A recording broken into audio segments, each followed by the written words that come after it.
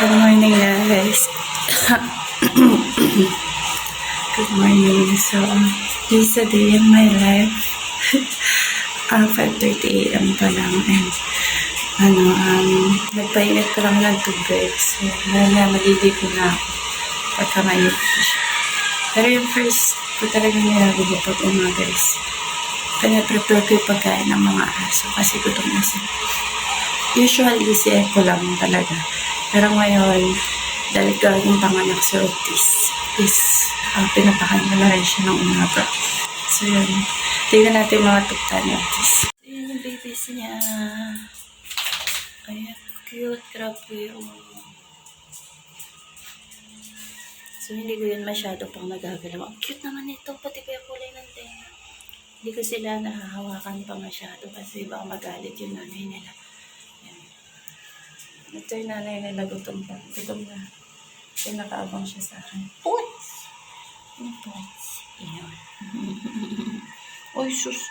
Parang nilalagnat pa siya kasi nga few days ago pa lang siya naman.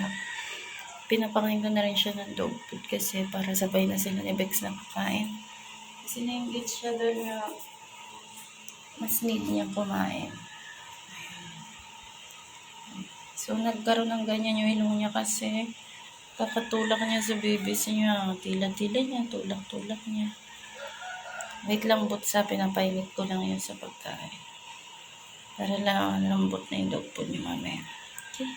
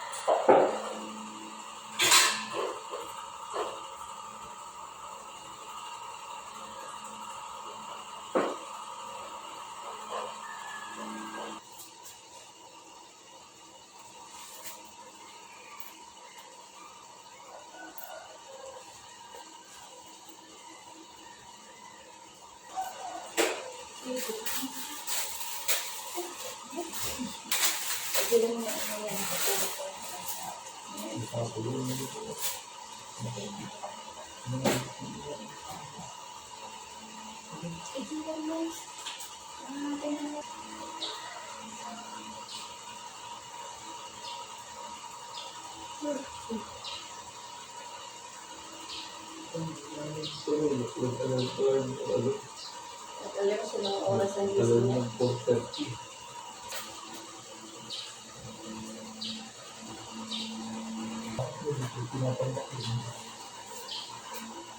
Hindi na ano na lang nung napupunta na dyan.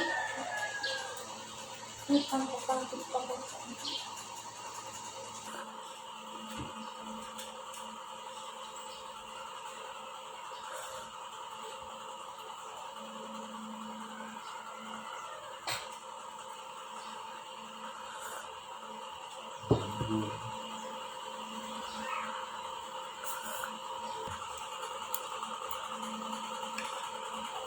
Hindi mo rin siya po, mag-dual na lang sila today.